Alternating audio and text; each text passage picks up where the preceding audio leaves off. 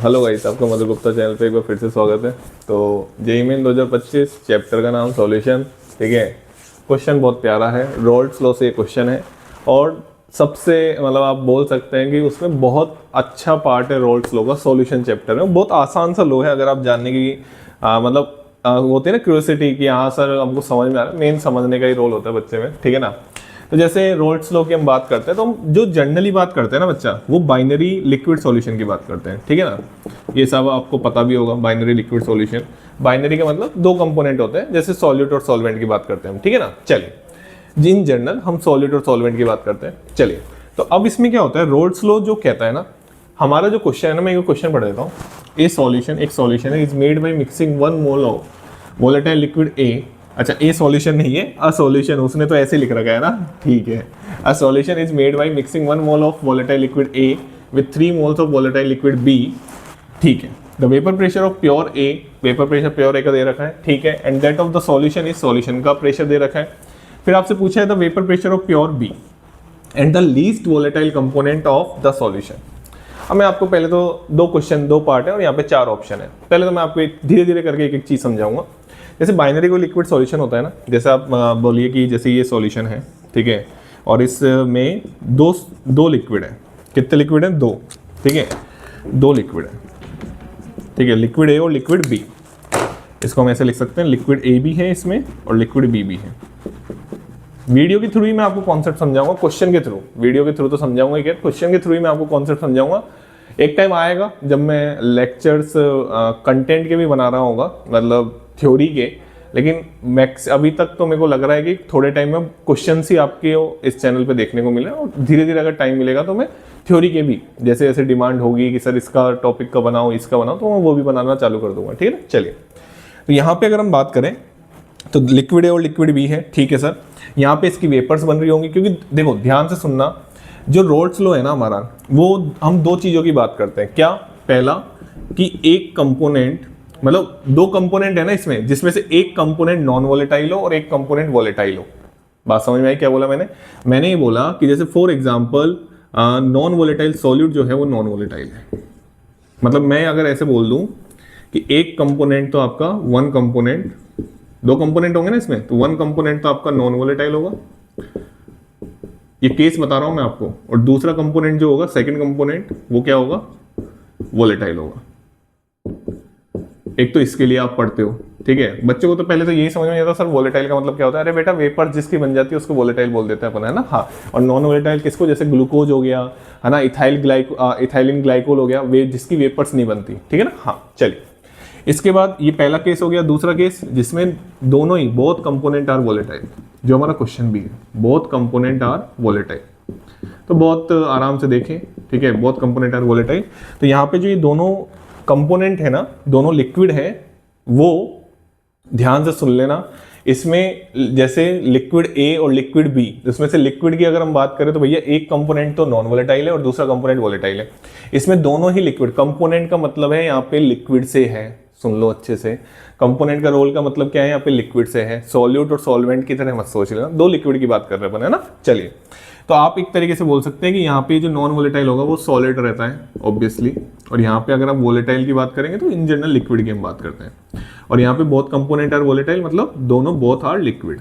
अच्छे से समझना है ना, कंफ्यूज मत हो जाना, ठीक है। हो सकता है मैंने कुछ गलत टर्मिनोलॉजी ले लियो, लेकिन मैं उसको वापस करेक्ट करना चाहूंगा। दोनों लिक्विड वोलेटाइल है, इसमें एक लिक्विड वोलेटाइल है और एक जो आपका सब्सटेंस है वो नॉन वोलेटाइल है, ठीक है। चलिए, अब अगर अपन यहाँ पे ध्यान से देखें तो हमारा जो रोल्स लॉ होता है ना, जिसमें दोनों कंपोनेंट बोथ लिक्विड्स, एक तो कंपोनेंट की जगह मुझे लिक्विड बोलना पड़ेगा, बोथ लिक्विड आर वोलेटाइल, ठीक है, कोई टेंशन वाली बात नहीं है इसमें।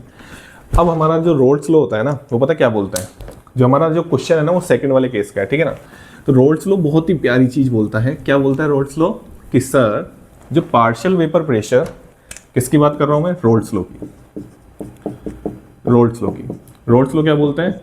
देखो, मैं इस वीडियो में इस क्वेश्चन के थ्रू समझा रहा हूँ। अगला अगर मैं क्वेश्चन ऐसा ही डिस्कस करता हूँ ना, तो फिर मैं ये कॉन्सेप्ट नहीं समझाऊंगा, फिर मैं डायरेक्ट फॉर्मूले से क्वेश्चन सोल्व कर दूंगा। तो रोल्स लॉ क्या बोलता है कि सर पार्शियल वेपर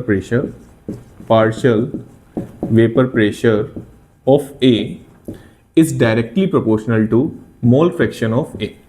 जी हाँ, और इसको हम ऐसे भी लिख सकते हैं, पी ए बराबर, इसके लिए एक कांस्टेंट आ जाएगा पी नोट ए और एक्स ए।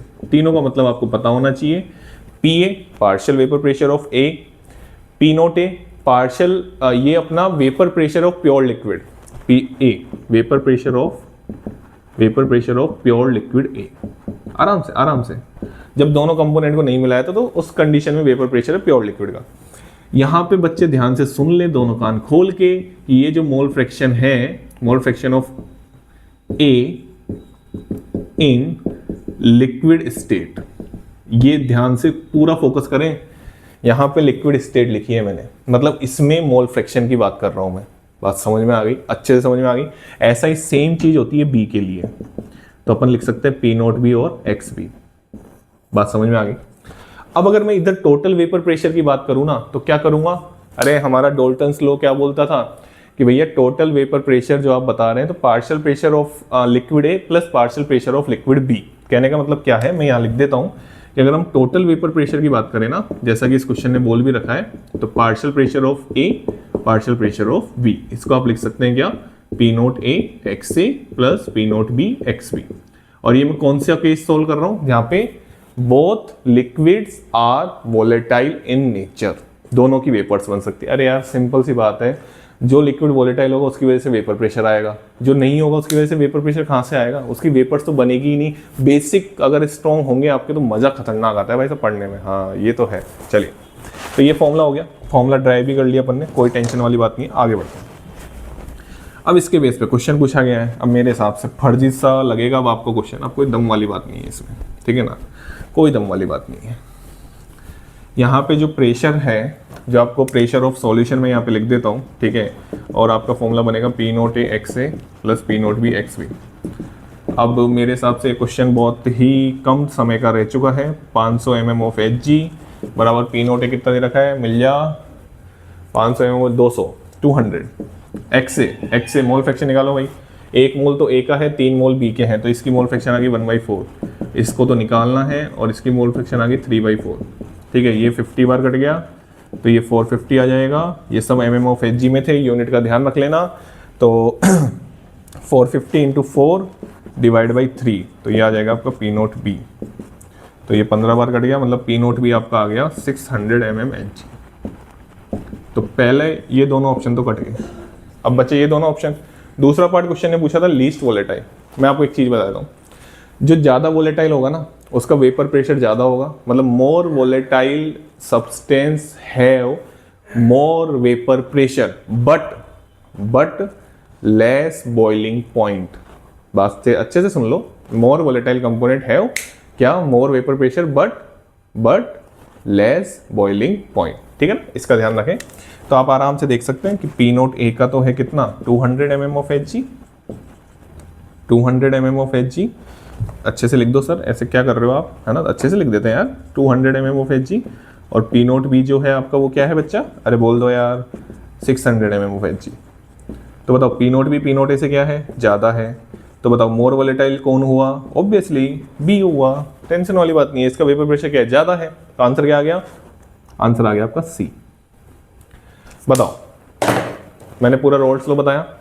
2 केस होते हैं उसमें, मैंने एक केस की बात करी है, ठीक है, ग्राफ व्राफ भी बनते हैं, बहुत कुछ बनते हैं, बट मैंने क्वेश्चन से रिलेटेड बात करी है। और आई होप कि आपको ये क्वेश्चन समझ में आ चुका होगा। मेरा मोटिव अच्छे से सुन लो, जो भी बच्चा इस वीडियो को देखे, क्वेश्चन का आंसर बताना मोटिव है ही नहीं जब से क्वेश्चन चालू किया है। अपना सीधा सा मोटिव है कि भैया जो क्वेश्चन चल रहा है ना उसको हमको किस तरीके से सोचना चाहिए था। मैं आपकी जगह होता तो मैं किस तरीके से सोच रहा होता, मैं कौन कौन सी गलती कर सकता था, मैं यूनिट का ध्यान रखता नहीं रखता, मेरा कहाँ पे फोकस होना चाहिए था, किन चीज़ों को मेरे को अंडरलाइन करनी होती है क्वेश्चन में, किन क्वेश्चंस को मेरे को छोड़ना भी होता है। ठीक है ना, तो इस चीज़ का ध्यान रखें। Thank you so much. Channel को लाइक करें, शेयर करें और सब्सक्राइब करें।